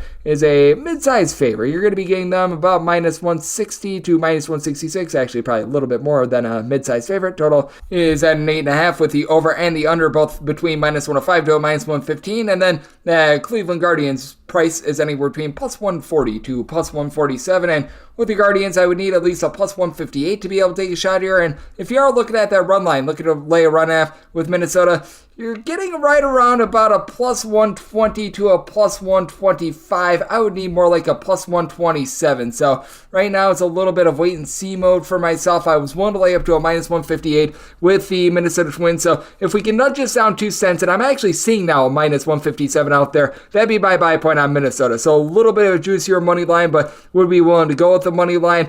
I would need much more to be able to take a look at the run line, just because with that Cleveland Guardians bullpen, it does lead to a lot of one-run games. The Guardians are one of the best in the big leagues with it. You've got Emmanuel Clase, who has just been lights out year after year in terms of that closer spot. They are currently dealing with an injury to James Karinchak, but I think that Nick Sandlin, after he was a little bit rough last year, is going to be in for a little bit of a bounce back. Scott Barlow is a little bit up and down, but Tim Aaron seems to be coming into his own, and Eli Morgan is a nice bullpen piece as well. And then for the Minnesota Twins, it's been a little bit rocky for some of these guys in the bullpen to begin the season, but the likes of Cody Funderburk, Jorge Alcala, Dan Duarte, they all do a relatively solid job. And then you get to Yohan Duran, who is one of the best closers out there in all baseball, though seems like he's dealing with an injury once again. But even with him out, you've got someone like Stephen Oker, who's able to give you a relatively good effort as well. When it comes to Joe Ryan, he just has always been much more comfortable pitching at home rather than on the road. With Joe Ryan, he does a nice job not giving up a lot of walks, only about 2 walks per 9 innings, and he's a good strikeout guy. Last year, he had north of 10 punch-outs per 9 innings, but it's just when he hits the road, it just feels like he sometimes just misses a little bit too far over the plate, and that leads to a lot of hard contact. You saw that bear out with the fact that when he was away from home last season, he had a 5.22 ERA compared to a 3.83 ERA, and in games played away from home, he was giving up north of 2.2 home runs per 9 innings at home. Still wasn't great, but that was more around about 1.3 home runs per 9 innings. Going up against Carlos Carrasco at this point just looks ancient. Last year had north of a 6 ERA with the New York Mets, and first start against the Oakland A's, an Oakland A's team that, let's call it what it is, one of the worst lineups in the big leagues, gives up 3 runs in 5 innings in a very pitcher-friendly ballpark, so don't necessarily have the highest of expectations for him. I think that he goes out there, gives up quite a few runs, but with the Guardians, they back him up with a lineup that right now it's not providing a lot of pop. You don't have a single guy that's able for multiple home runs. You got Josh and Bo Naylor. Both of these guys are going to be able to do a relatively solid job moving forward, but these are not guys that are going to go off for like 30-plus home runs, but you do have guys that move the line. Andres Jimenez, Stephen Kwan, Jose Ramirez, even Will Brandon. When the team made the playoffs 2 seasons ago, all these guys hit at least a 270, and these guys have been able to do a solid job, be able to reach base this far this season. You've got Stephen Kwan, who's returning to form after last season was a little bit wobbly, and then on the flip side for the Minnesota Twins, you're dealing with the injury to Royce Lewis, which is just absolutely brutal. He's one of the best hitters in the big leagues when he's actually healthy. The problem is he's just never ever healthy. Byron Buxton, he's actually healthy right now, and he's been able to do a solid job moving the line. Has yet to provide any home runs, as the Minnesota Twins have been in a power outage of their own. They've only been able to hit 3 home runs thus far this season, and one of them came off the bat of Royce Lewis in like the first 2 innings of the season. But you do have guys that are able to find a way to be able to get on base. Edouard Julien, Alex Kirilloff were solid last year. Julien having a bit of a rough start to the season, along with Max Kepler. You just need these guys to be able to find themselves. You've had Carlos Correa be able to actually emerge thus far this season. After last year, he just was not himself. You had to wonder if he was just dealing with lingering back issues, and you have to wonder if they pop up once again. But so far, so good out of him. I do think that for the Twins, they've got a big advantage when it comes to the pitching, but at the same time, what are you going to be able to get out of both of these offenses? It is a big, giant question, and even though Carlos Carrasco isn't great, you have 2 teams that they really don't hit the deep ball, which is why I did set my total at 8.3. I'm looking at the under, and that's a big reason why we wanted to take a chalkier money line rather than a run line. I could very easily see this game landing 1 run, so even though the right now lowest price I'm seeing right now is a minus 157 on that Twins money line, I'd be willing to lay that rather than take a look at the run line to go along with this total under. 967, 968 on the betting board. The New York Yankees playoffs to the Toronto Blue Jays. Kevin Gausman goes for the Jays, and Clark Schmidt is on the bum for the Yankees. And the Yankees are between minus 110 to minus 115 favorites. Any between even money to minus 105 is your number on Toronto. And your total on this game is 8.5. Over and under, both at minus 110. And I feel like the Blue Jays should be the favorite. I set them at a minus 116. I'm going to be willing to roll with them. Kevin Gausman has been one of the best road pitchers in the big leagues each out of the last 2 seasons. And Kevin Gausman, just in general, is a guy that does impress me. He doesn't walk a lot of guys. He's able to give you north of 10 strikeouts per 9 innings. He's able to do it at home. He's able to do it on the road. This guy is one of the most rock-solid pitchers that you're going to find in the big leagues. As a matter of fact, 3.27 road ERA compared to a 3.07 home ERA last season, giving up about 1 home run per 9 innings. That's about as good as it gets now. It's a face-off against a New York Yankees lineup that is very much revamped from a season ago. Like last year when Aaron Judge was out of the fold, this was one of the worst lineups in the big leagues. Now you bring in Juan Soto, who's just a good concept for the team in general. As Aaron Judge is off to a little bit of a rough start to the season, and we saw him have a rough start to the season when he had his record-breaking 2022 season. So I would say don't be too alarmed there. Only about a 297 on base with 1 home run for Judge as far, but Soto finding a way to move the line. 395 on base. Anthony Volpe looks much improved from a season ago, as Waldo Cabrera does as well. Both of these guys are providing you with north of a 325 average. Alex Verdugo has been a little bit rough. Anthony Rizzo has been up and down, and Gleyber Torres had a nice year last year. He's been a little bit just all over the place as well, and Giancarlo Stanton at this point, I think we need to resign ourselves to the fact that this guy just isn't that great. Meanwhile, for the Yankees, this is one of the best bullpens that you're going to find in the big leagues. Jonathan Loaizaga, Ian Hamilton, they all do a nice job of being able to set up your main closer in Clay Holmes, who can be a little bit of a roll of the dice, but I like the fact that in the offseason, they were able to pick up someone like a Caleb Ferguson, who I liked with the LA Dodgers. Jake Cousins was relatively solid with the Milwaukee Brewers. That's a top-flight bullpen. Meanwhile, for the Toronto Blue Jays, right now they are dealing with a few injuries in that bullpen. You're going to be having Eric Swanson along Jordan Romano out of the fold, so Yimi Garcia, after he had an uneven season last year, he's going to need to pick it up, though. I do like Tim Mesa. He was able to provide a sub-3 ERA a season ago. And for the Blue Jays, the real question is, can they generate some runs? In the last 4 games, they have combined for a grand total of 5 runs. I would have made this write-up if it weren't for the fact that they just have not been able to generate a whole lot of runs in general, and they're just a little bit cold with that respect. You've got George Springer, who's been able to give you multiple home runs, but it's been Davis Schneider. 2 home runs and 12 at-bats. He's probably been the best hitter thus far this season. You got a lot of guys that just are not doing a good job with their plate approach in general. They're drawing walks, but at the same time, they're just not hitting. They're right now hitting below the Mendoza line of a 200 as a collective. Justin Turner is hitting at 280, but had a rough start to the year for Vlad Guerrero Jr., Bo Bichette, Kevin Kiermaier. You just go down the list, and it's been less than savory, to say the least. I do think that they're going to be able to bust out. Question is when, because for Clark Schmidt, he looked much improved out in spring training. Did have a little bit of a rough go of it in his first start. He goes out there, 5 1/3 innings, gives up 3 runs against the Houston Astros, but the bullpen was able to pick him up, and quite frankly, that's all that the Yankees are going to need out of him moving forward. He was able to get 9 strikeouts per 9 innings. His fielding independent was right on line with his ERA. Oftentimes, Schmidt actually pitched a little little bit better when he was away from home rather than when he was at home. So I do like Kevin Gausman in this start. Being able to get Kevin Gausman at this sort of a price, something that appeals to me. So I'm going to be looking at the Blue Jays on the money line, and I do think that this is going to be a lower scoring game, especially with the way that the Yankees are able to give you a good effort out of the bullpen. So I'm going to be looking at the under semi-total at 8.1 and looking at the Jays on the money line. 969, 970 on the betting board. The Walker Texas Rangers play host to the Houston Astros. JP France is on the bump for the Stros, and you've got old John Gray, 55 shades of John Gray on the bump for Texas. Texas is back to being in a rather pick'em game. Both of these teams are between minus 104 to minus 110. Total on this game is 9.5. Over is minus 120, and the under is even. With the Rangers, I did set them at a minus 129. I'm going to be willing to roll with them.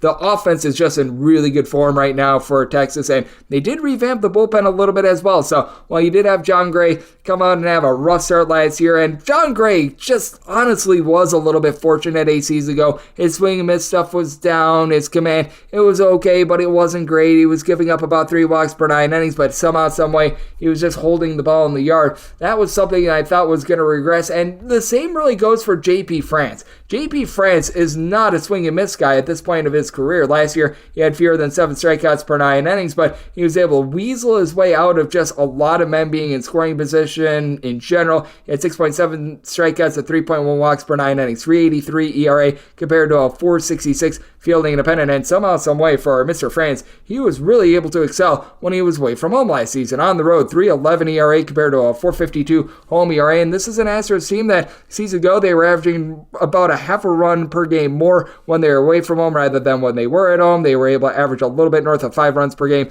when away from home, but it's been a touch-and-go offense all season long. Jose Altuve, Yordan Alvarez, they were able to find it in that series against the Toronto Blue Jays, and Kyle Tucker has been able to have a relatively solid start to the season as well. They're moving the line along with Yenier Diaz, who's just such a massive upgrade at the catcher spot. Last year, they were dealing with Martin Maldonado being their main catcher, and with Martin Maldonado, I mean, the guy couldn't hit. His defense was very much down 8 seasons ago as well, so I mean, he was just very untrustworthy, but can you get someone like a Mauricio Dubon, those guys at the bottom of the fold, to be able to start clicking? Because with the Texas Rangers, 1 through 9, you really don't get much of a break at all with regards to this lineup, as you've obviously got the likes of Corey Seager, Marcus Semien and company at the top, but Wyatt Langford, he's one of the best prospects in all of baseball. He's going to be able to hit home runs sooner rather than later. It's been a little bit of a touch-and-go start from, it's just missed on some home runs, but Adolis Garcia, he's firing all cylinders. He's already got 4 home runs, and he had 4+ RBI in the game yesterday. Jared Walsh has been a good pickup for this team. You've got everyone just firing all cylinders, and then for the Rangers, they were 24th in the big leagues in terms of bullpen ERA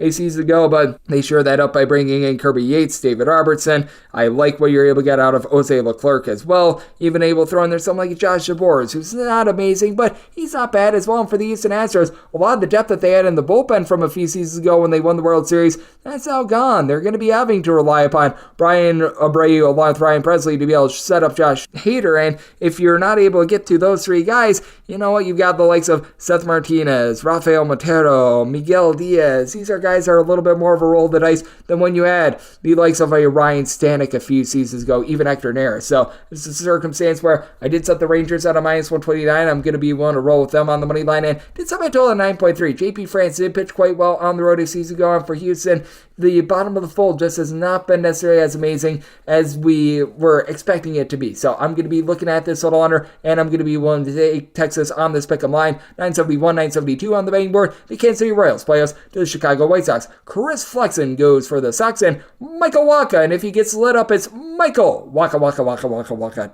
Dying Pac-Man voice going for the Royals, one of my favorites. And for the Royals, they're anywhere between minus 185 to minus 192 favorites, between plus 160 and plus 172. Your number on the Southsiders, 8.5 is the total, over is minus 120, the under is even. Seeing 1 straight 9 out there, the 9 under has juice of minus 120, the over is even. I needed at least a plus 175 to take a shot on the White Sox. If you're looking at the run line of the Royals, you're going to be finding that right in the neighborhood about plus 105. I'm seeing 1 straight plus 110 out there, and plus 110 is my minimum buy point. I'm laying a run and a half with the Kansas City Royals, so right now it is a little bit of wait and see mode for me, but as long as we can get that, I would be willing to roll with the Royals. Chris Flexen just reads as a big giant fade. He had a nice year in 2021 with the Seattle Mariners, a very pitcher-friendly ballpark. He's a pitch-to-contact guy, but when you're a pitch to contact guy, you can't be walking too many hitters, and that's what he did a season ago, and that's a big, giant concern. You don't get a lot of swings and misses.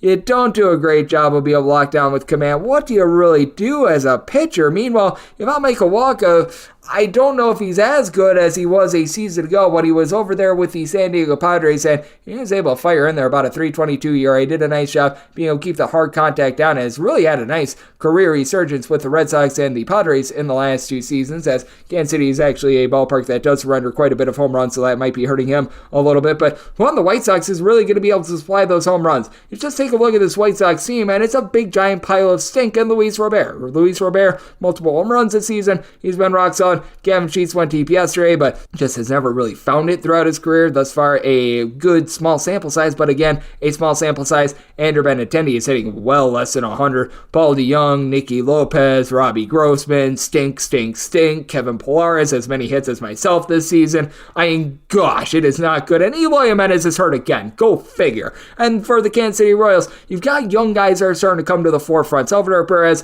he's a savvy veteran, hasn't necessarily hit a ton of bombs this year, but he's doing a good job of being a reach base. North of a 400 on base, Bobby Witt Jr., he's been amazing. He, Miguel Garcia, both have multiple home runs. Witt Jr. has been able to give you north of a 350 batting average. Garcia, he's doing an okay job of being able to move the line. You're bringing on Renfroe. Thus far, he's been off to a little bit of a rough start, but Nelson Velasquez has been able to supply the boom. Now, the issue that you do have with the Kansas City Royals, this bullpen is awful.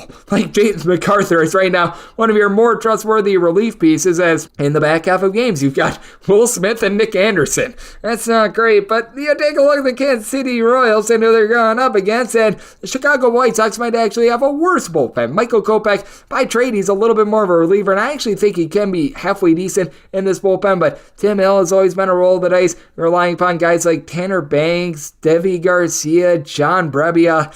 It's rough. It's really, really rough. And I do think that you're going to be able to get a lot of runs late. I do think that Michael Wacha actually goes out there and gives a good start, but I also have no faith in Chris Flexen as well. So here at the 8.5, I'm looking at the over, so I told it an 8.9. And in terms of the Kansas City Royals, I'd be willing to take their run line as long as I'm getting a plus 110 or higher on it. 973, 974 on the betting board. The Boston Red Sox in third face-off against the LA Angels. Reed Detmers goes for the Angels, and Garrett Woodlock is on the bump for Boston. Relative pick'em game here with the Red Sox. We're going to be finding them anywhere between a minus 105 to a minus 110. Between minus 102 to a minus 110 is your number on the Halos. 8.5 is the total. Over and under, both at minus 110. And I did set my total at an 8.9. I do like this total over.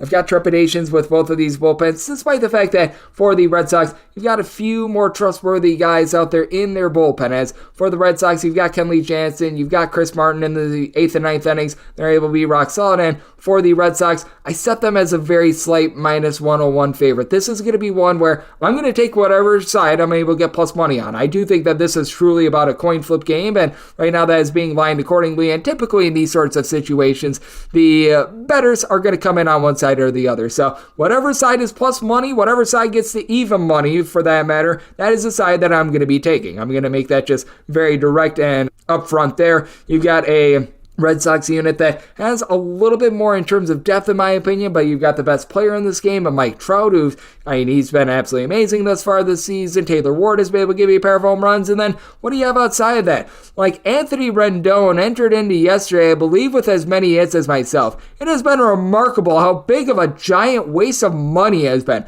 Brandon Drury, Nate Chanel, these are guys that need to give you something. Mickey Moniak had really good moments during the beginning part of the 2023 season. He's went down the toilet bowl. Miguel Sano, don't you know that this guy is fat and just strikes out and doesn't do anything else? Meanwhile, for the Boston Red Sox, Masataka Yoshida, Tristan Casas, not necessarily the best power guys in the world, but they're able to move the line along Jaron Duran. Rafael Devers, he's able to give you some good power. Trevor Story, Drury's still out there. He's off to an okay start to the season, and you'd certainly like to be able to see some of the young guys like Emmanuel Valdez, Sedine, Rafaela be able to come to the forefront as well, but it's hard to have a lot of faith in this Angels bullpen. Carlos Aceves towards the second half of the season, he went straight down the toilet bowl. Adam Simber was terrible last year. Jose Cicerno, he's been all over the place. Luis Garcia is not trustworthy whatsoever, and when it comes to Reed Detmers, he really upped his swing and miss stuff last season and was legitimately one of the most unlucky pitchers in the big leagues last season. The schlubs behind him out there in the field, they were just not good, to say the least, and for Reed Detmers, he's really become a nice swing and miss guy. Last year, year in terms of strikeouts per 9 rate. He was right around about a 10.2, had a 4.48 ERA, but a 4.13 fielding independent, giving up right around about 1 home run per 9 innings. You'd like to see him decrease the 3.6 walks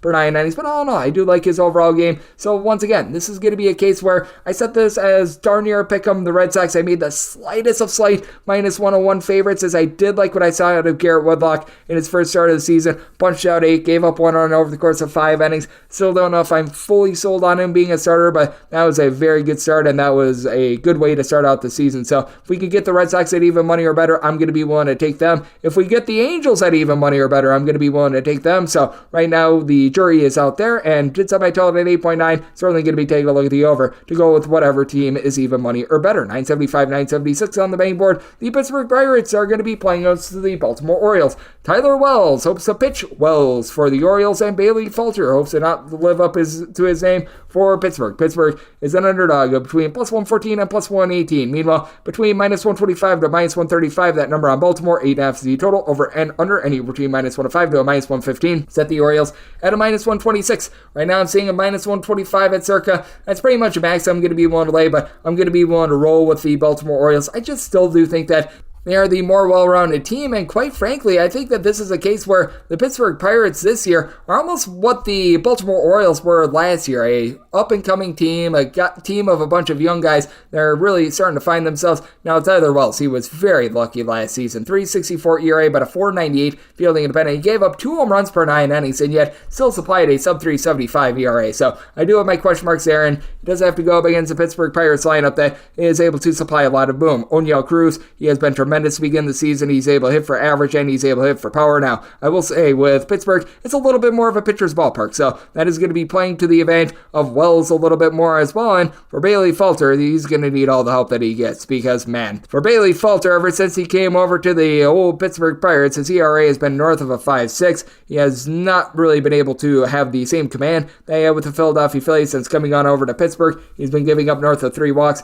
per 9 innings. He's never been a tremendous swing and miss guy. He gives up a lot of hard contact, and now he has to go up against an Orioles lineup that you don't necessarily have that one truly fearsome bat. Anthony Santander is your best power bat. He was able to get darn near 30 home runs last season, but the likes of Adley Rutschman, Gunnar Henderson, if he got normal at-bats, as he's a little bit more of a platoon guy, Ryan O'Hearn, they'd all be able to give you 20-plus home runs during a season. You've got someone that I really like in Jordan Westberg, who towards the bottom of the fold is able to do a nice job, be able to find a way to be able to get on base. Cedric Mullins, he's off to a little bit of a rough start to the season, but you know that he's going to be able to pick it up. And then for the Pirates, the guys around Oniel Cruz are pretty solid as well. Brian Reynolds, he got that nice contract extension, and he's been living up to that. He, Brian Hayes, both give me north of a 4 on base. Michael A. Taylor has really done a nice job of being able to get on base as well, but question mark is Henry Davis, former number 1 overall pick. Is he going to be able to find it? And can Jack Swiniski be able to be a little bit more consistent with getting on base? Because this Pirates team does also have a really good bullpen to be able to back up their starters. I love what Ryan Baruchi, David Bednar, and Aroldis Chapman are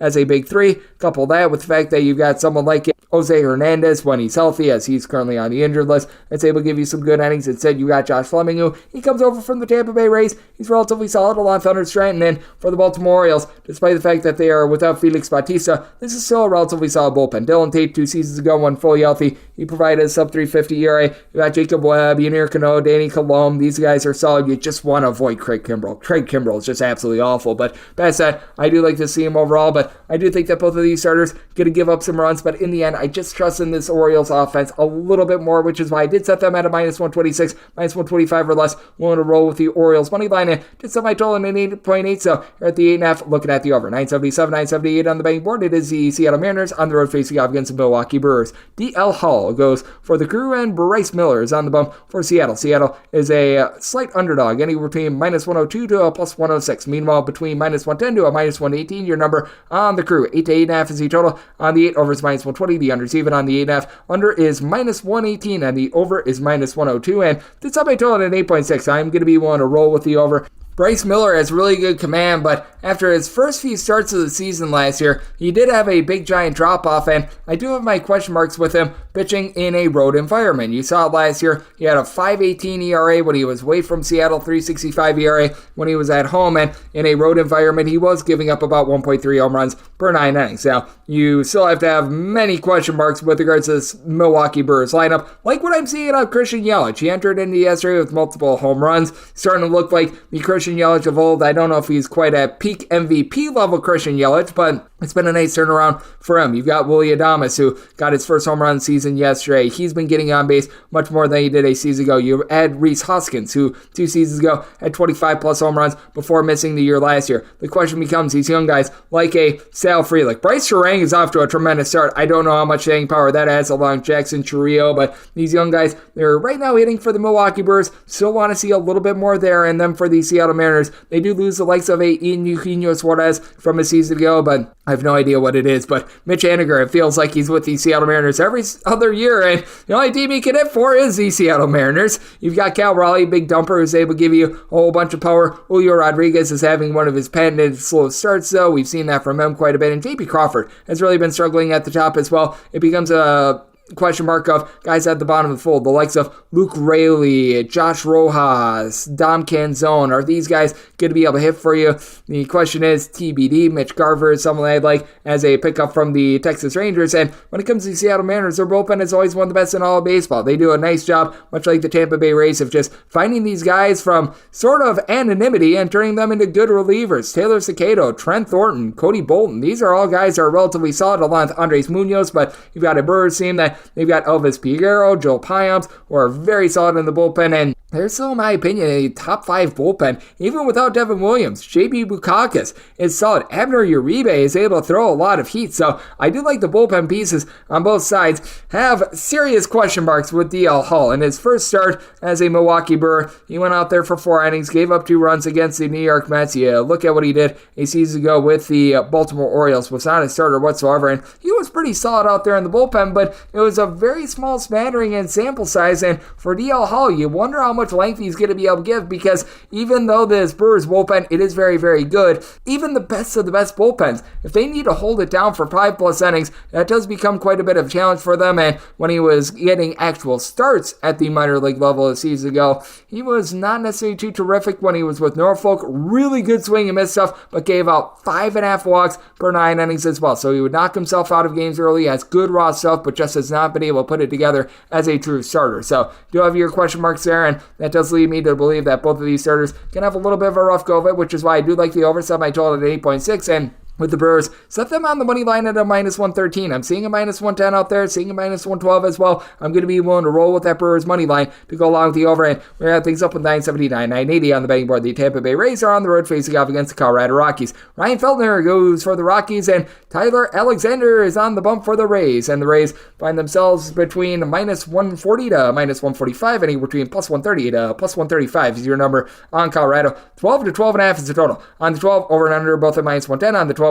under is -115. The over is -105. And did somebody told it to 1.6. I'm going to be looking at the over. We saw yesterday just how volatile these unders can be in Colorado, as you had like 4 runs, perhaps 5 runs on the board going into the 8th inning, and then, well, both teams completely bailed on that under for you. That was not too terrific. And the Rays, it does feel like the pitching is down a little bit with them from a season ago. You still have some trustworthy relievers out there. Sean Armstrong, Jason Adam, Pete Fairbanks, but Colin Pouchet, he had a relatively rough go of it yesterday. And for Tyler Alexander, he's been a starter throughout his career. He's been a long reliever as well with the Detroit Tigers, and has never really been someone that's able to do a nice job of holding down the fort. For Alexander, he's got a career north of 1.6 home runs per 9 innings allowed. Does a relatively solid job of being able to pitch a contact, not drawing a lot of walks. He only gives up right around about 2.5 walks per 9 innings, but when it comes to him in Coors, that's not necessarily the world's greatest recipe for success. And for Ryan Feltner, you give him credit. He was the gentleman that took a ball off the skull last season season, and he was able to return, and I mean, it's a relatively good feel-good story, but that said, you just take a look at the career numbers for Ryan Feltner, giving up well north of a home run and a half per 9 innings, a strikeout to walk ratio that is below 2, a 6.04 career ERA. It's been bad at home, it's been bad on the road. He's going to have a tough time against a Tampa Bay Rays lineup that they can explode at any point, as they've got a lot of guys that they just consistently are able to move the line. Yandy Diaz, Harold Ramirez, these are two guys that hit for well north of 275 a season ago. Love the pickup of Jared Calabreo. He's not going to give you a lot of power, but does a good job being able to get on base. Isaac Paredes is more of that power guy. He had 30-plus home runs last season, and Randy Arozarena, he's good for 20-plus bombs. He's good for being able to find a way to be able to get on base. Question is, Brandon Lau, can he ever get back to what we were expecting him to be, as he's been a little bit up and down throughout his career? And then for the Colorado Rockies, you have to have a feeling that these guys are going to be able to hit when they're at home. The Colorado Rockies always have some of the most demonstrative home and road splits in all baseball, and Ryan McMahon has actually been able to give you a good season thus far. He's been able to supply a home run. He's got north of a 400 on base. Charlie Blackmon, not a ton of power, but he's able to find a way on base. But Nolan Jones is really struggling. He, Brendan Rodgers, Chris Bryant, guys in the heart of that lineup are all hitting below $175, and I think between the three of them, they've got one home run. That is not too terrific, especially Rodgers, someone who they had so much promise for, and just has never been able to develop, just like, I don't know, every single one of these Colorado Rockies arms. You've got Justin Lawrence in the bullpen, who at this point is one of your more trustworthy guys. That's not a place where you want to be. Tyler Kinley had a sub-4 ERA last season, but I mean, the Colorado Rockies year in and year out, they're a bottom 3 team with regards to their bullpen ERA. I do think that they're going to get lit ablaze here, and the Tampa Bay Rays don't necessarily have the world's greatest amount of faith in Tyler Alexander, but I think they delivers a better start than Ryan Feltner, and I think that he's backed up by a better lineup. If you're looking at the run line in this ordeal with the Rays, it's right around even money. I was willing to lay up to a -112, so looking at the Rays run line and the over, and that'll wrap things up for the Saturday edition of the Baseball Betting Show, now part of the VSiN Family Podcast, and a big thanks to Rob Donaldson, who does great work with the show/podcast Rob's Best Bet Show. He joined me in the last segment. If you do like hearing from this fine podcast, Baseball Betting Show, you're able to subscribe wherever your podcasts, Apple Podcasts, Google Play, Spotify, Stitcher, and TuneIn. If you have a question, comment, segment idea, what have you for this podcast, you do have one of two ways we offer those in. First one is my Twitter/X timeline at GNN_D1. Keep in mind, letters EM, name me does not matter, so as per usual, please send these into the timeline, and the other way is find an Apple Podcast review. If you rate this podcast 5 stars, it is very much appreciated. And then from there, you're able to fire in whatever you'd like to hear on this podcast via that 5-star review, coming at you guys every single day throughout the baseball season, and that means I'm coming at you once again tomorrow. Thank you so much for tuning in.